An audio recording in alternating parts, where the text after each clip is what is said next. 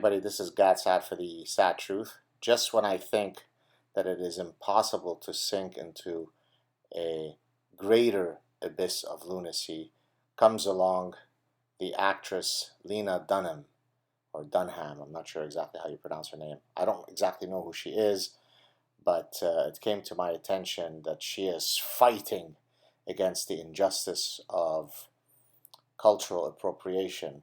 For those of you who don't know, cultural appropriation is the profoundly idiotic term that refers to when members of one culture appropriate, some important cultural expression of another culture. And so you might imagine that any travel is a form of cultural appropriation. So if I go to some country and I immerse myself in their culture, in their dance, in their cuisine, in their language, well, then I'm engaging in cultural appropriation. So please stop traveling. Please stop trying to learn about other cultures. But let's return to the naturally lobotomized Lena Dunham. You truly can't believe that this is true or that it's not satire, but she was recently interviewed in Food and Wine. I guess that's a magazine.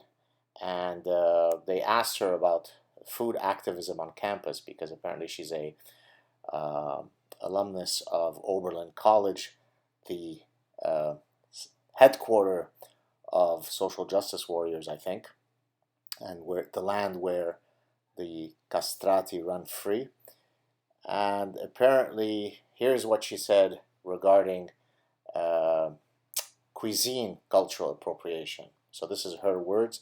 There are now big conversations at Oberlin, where I went to college, about cultural appropriation and whether the dining hall, sushi and banh mi disrespect certain cuisines. That's, I think, a Vietnamese dish or sandwich, maybe.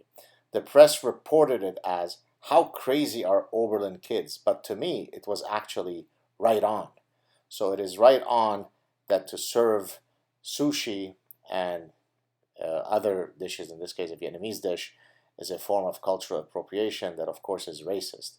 So it's not a compliment that one would want to honor the wonderful creations from another culture. Rather, that itself becomes an act of perhaps microaggression or perhaps latent racism. Not sure exactly what it is, but I thought that in the spirit of the lobotomized nature of this idiot, I would myself take a stand on cultural appropriation. So here it goes. This is the Godfathers' edicts on cultural appropriation. I better not see anyone who is not Middle Easterner eating hummus. I better not see anyone who is not Jamaican listening to reggae. I better not see anyone who is not from India practicing yoga. By the way, there is a famous case at the University of Ottawa where a yoga class was cancelled because of, you guessed it, cultural appropriation. I better not see anyone who is white wearing dreadlocks.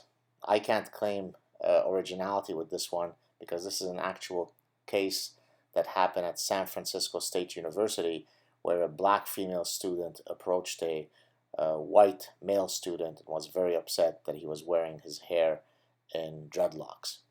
I better not see any racist children playing cowboys and Indians.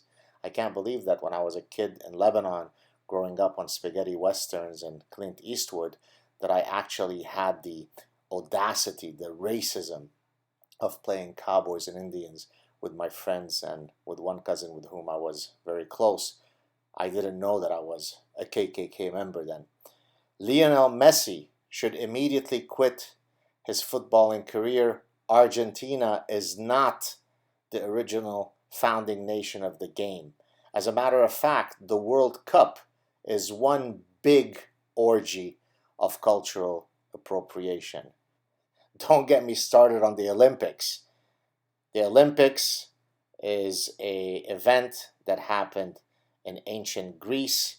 Every single time we now have the Olympics, you are basically engaging in Hellenic cultural appropriation, you disgusting pigs. And finally, Lena Dunham is cerebrally appropriating the notion that humans have a brain. There you go, people. Unless we challenge this endless tsunami of nonsense, we will drown in the bullshit. Take care.